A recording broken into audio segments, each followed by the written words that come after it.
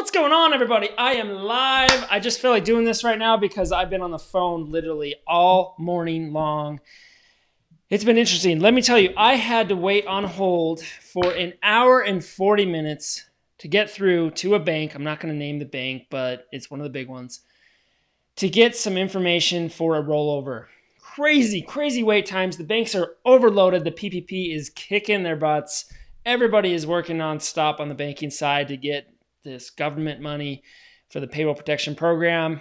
Crazy time. So I wanted to do something today that I think I get a lot of questions about, and I think it'd be really useful for you if you are looking at the 401k industry. And this is mostly for someone that's not in it yet. So I know I've got people that are looking and watching this that maybe are in the industry or maybe dabbled a little bit. And I wanted to talk about the top 3 paths I see people take to get into the 401k industry and why I think there are some certain ways to do it that could lead to more success than others. Now, the most common, obviously the thing that the top level of volume or the most 401ks that are actually put in place are done by payroll companies. Big 2, Paychex and ADP. They're at the top. Why is that? Let's think about that. That's number 1. That is the first path I see a lot of people take to get into 401ks. It's payroll. Think about it. Payroll is the way that 401ks are funded. It's the really easy path for a business owner because that's one of the first things when you start up a business you have to do is set up payroll. So one of the first people you meet is a payroll person, a payroll salesperson who is out just churning away, going as crazy as they can. They're some of the most really tactical and high pressure and very good follow-up and just do a great job at making sure that you get your payroll going because you can't really delay that. That's not something you can shop around for months and think about because if you want to grow your company, you got to run payroll. And if you do that really poorly in the beginning, you're going to pay for it with mistakes. So deciding on payroll is key. And I think that's not a terrible way. It's my least favorite path to the 401k industry. So if you're looking to do the 401ks and want to figure out how you can grow a business in the 401k space, payroll is going to get you high volume, but you're definitely not going to want to stay there forever. I've seen different advisors take the route of starting there and build up a book of business. So because of that high volume, that high opportunity, you're going to get a lot of small clients. And you're going to get them in the 401k really quick, probably so quick that they don't even know what they're doing. The plan design is not really thought through. It's an add-on to the payroll service, not necessarily a decision around what do we want for retirement? What are we trying to achieve? In other videos, I'll talk about that, looking at plan design. Are you trying to max tax savings? Are you trying to recruit and retain talent? Or are you just trying to help people retire? Like, what is it that's really driving the 401k? And a payroll person, I don't see diving too deep into that. Most cases, it's an add-on. Check a box on this forum, and let's get the 401k in place. And here's the part that drives me the craziest about payroll, the payroll sales process. I have seen and heard it sold as add the 401k, it's free. And they'll even do the simple IRA, it's free. Let me tell you one thing, it's not free. Nobody does anything for free. It just doesn't exist. They're not going to provide you a service that's ongoing that includes a lot of administrative and back-end work for free. There are fees, and they're mostly associated tied into the investments.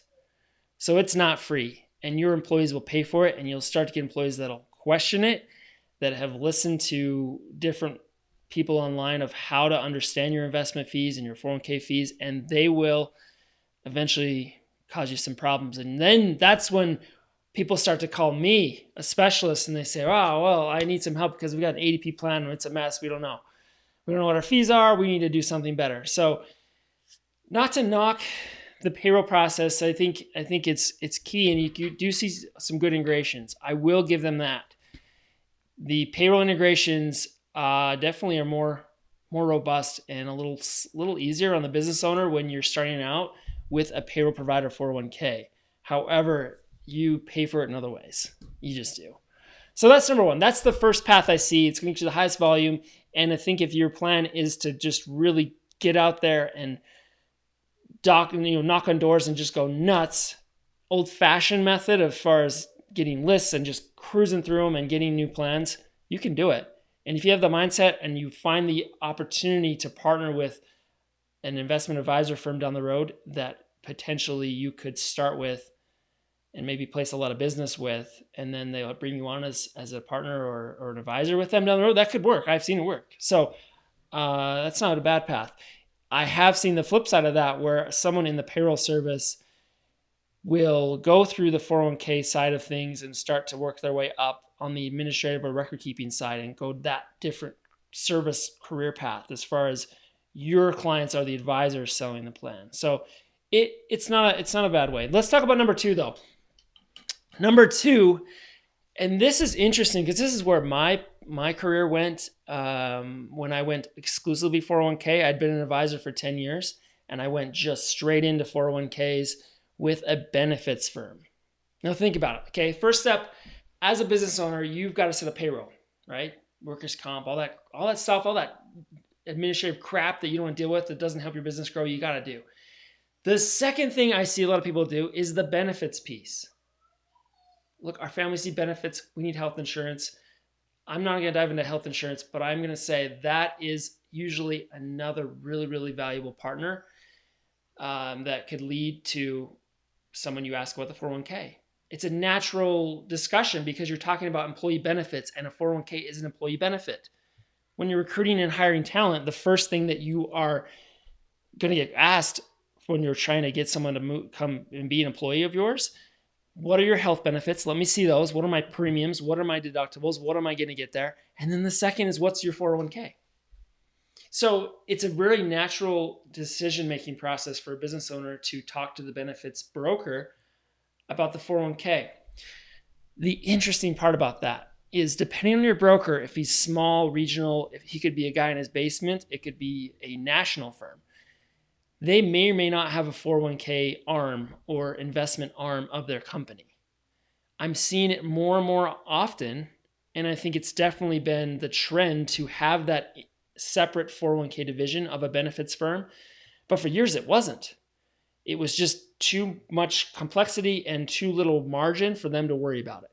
They make a ton more money on your health insurance than they're going to make on that 401k.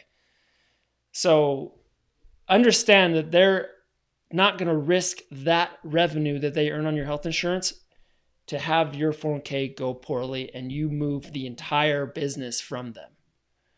So you can start by working with the benefits firm, and if they have something in place, that's a great place to learn, because you've got naturally maybe hundreds or tens of how many people selling and talking to business owners, and you have kind of that extra layer of people out selling where you can kind of piggyback off of what they're doing. But if you're separate from them, if you're not actually an employee of theirs, you've got to think about this from their perspective. If you're just using benefits brokers for their biggest clients, they're going to catch on. It's not going to last long. It's not going to go well. They don't want you to be a mooch and just take their big clients, because they're going to come to you with other opportunities that are newer, smaller clients that could have higher growth. And if you're not willing to help on those because your revenue is not going to be enough on the 401k, that relationship's going to be, it's going to be a struggle down the road. So what I did, I went into work with a regional firm, pretty large firm. They'd been acquiring business and acquiring books of business. And they dabbled in the 401k space, but they never really had it nailed down. We ended up bringing me on as an employee. So I worked for the benefits firm, their parent company, and I set up with a separate investment advisor firm that was maybe independent, because I needed to have that supervision. I didn't want to go through the process of setting up my own RIA with the state and the SEC and all that effort. And so for a small percentage of my sales, they would do all that back-end office work for me. So it was a good setup. Other than the fact that as I grew and as I brought on a lot of clients, which we did in the first 1 to 2 years, brought over, I think, 40 or 50 clients. A lot of them were small because it was building. And the bigger ones, they take a little time. The bigger clients aren't going to just move their 401k over to you because you say now you have it. So there took some effort there. But what was interesting is as it grew, I realized I didn't set this up correctly for my long-term interest. You see, as an employee of a company, if you're managing a 401k, there's only so far you're going to be able to go. They're going to own that book of business and those clients, and you don't necessarily have any safety net for yourself should they determine we don't work with you anymore or pay you. See ya. So be cautious there. If you're going to go down that path of setting up a relationship with a benefits broker firm, I would highly suggest you set up your own RIA or you partner with an RIA and become a firm of theirs, and then share in revenue sharing appropriately based on some compliance in your own state with that benefits firm. So that they're not sharing, they don't have the risk of managing the 401k, but they do have some monetary benefit, but you don't share in the risk of just being an employee, right? So then you own that client book of business. Should they ever want to buy you out, or you want to sell it, or you want to retire one day, like you're actually building something valuable for yourself in the future. That's where I messed up. That's why I'm recommending don't screw up like I did. I've learned from that experience. The third way that I see, or path you can take to jump into the 401k industry, is with a registered investment advisor firm, an RIA. Don't even worry about broker-dealer, BD world, commission. Like come on. If you're getting set up with a broker-dealer and getting your Series 7, you need to maybe rethink your life a little, because those things are dying down. I last year let my 7, my 24, my 53, and my 4, so 3 principal licenses, which took hours and hours of effort and work and studying and test taking, I let them lapse. Why? They're irrelevant. I'm not selling any products for commissions. People don't buy that way anymore in the investment world. At least not in the way that I work in the 401k industry. So all I have is a 66 at this point, and I'm just with a fee-only investment advisor firm. And the reason this works well, if you want to get into 401ks, is you naturally have the individual wealth management piece figured out. That's the reason that an RIA would want to have you as a specialist working for them, is they want to help and assist the employees, but trying to manage 401k plans and individuals in those plans for one person is too much. Unless you don't really want to make a lot of money, like it's going to be too overwhelming for you, and you're going to be mediocre in both, and you're not really going to shine. So it is in the best interest of the RIA firm and yourself to pick one or the other. It just doesn't make sense to try and excel at both managing 401k plans and trying to pull people out individually. You need to partner up, and you need to have specialist roles, and you need to understand the value that can bring. And because your clients they'll notice it, because they'll meet somebody that doesn't just dabble. We call them 2-plan Tonys in the industry, that'll just do a couple 401ks, and they treat it just as an account type.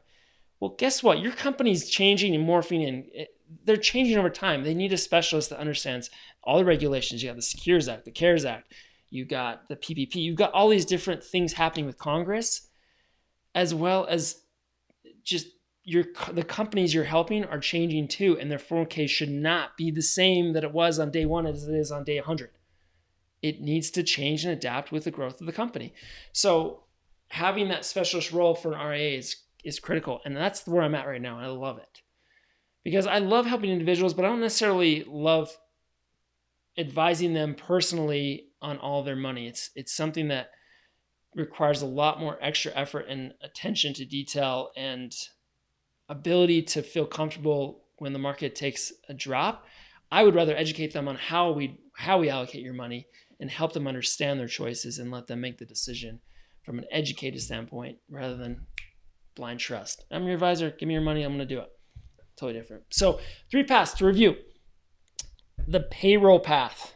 Highest volume, not the best solution on long term. The benefits path. Benefits is a really natural progression. And if you start to dabble in that, you need to learn about HSAs because they are kind of the in-between benefits and retirement, and they're awesome. They're more powerful than 401k. If you don't know that, figure it out. Number 3, you need to understand that the investment advisor world is changing, and it's no longer a very valid way to run an RIA and have all of your advisors do both 401k and individual. It makes so much more sense to segment the two and have two divisions, because there is so much changing in the 401k world and so much on the individual side. You cannot be amazing at both. And if you want to stand out, you got to have both. So those are the 3 paths. If you want to get started in the 401k industry, I am an open book. I have a call today with a great guy that's looking into this. I want to help people do this so they don't make the same mistakes I made, that they can learn, so you can not waste your time, effort, money trying to do something that is leading to the path that is not going to be successful for you and for your clients. I mean, ultimately, my why in this 401k industry is not so much about me and what I want. It's about outcomes of my participants in my plans and the business owners that support those plans. If we're designing the 401k appropriately and reviewing it, we're doing so much more than just looking at the investment performance. The 401k is so much more in depth than, hey, we beat the index this quarter. Well, how many people retired? How many people are being successful? Do they understand the 401k is not the one answer for retirement? Do they have the holistic picture of where the 401k fits into the puzzle of Social Security, and maybe they have a pension, and maybe they have some IRAs, maybe they have a savings? Do they really understand that? Are you teaching them those things? How are you communicating those things to them? Are you using technology to do that? Or are you simply showing up with a paper booklet, throwing it on the desk and saying, here you go, good luck. I'll be back next year with some donuts. It's not going to work. It's not going to work. So if you have questions and you're wanting to explore the opportunity, the idea of working in the 401k industry and the concepts around how to bring on more plans, how to transition employees to be good clients, or to how to retain businesses as good benefit clients, I would love to share with you my experiences and help you, because over 15 years I've learned a lot.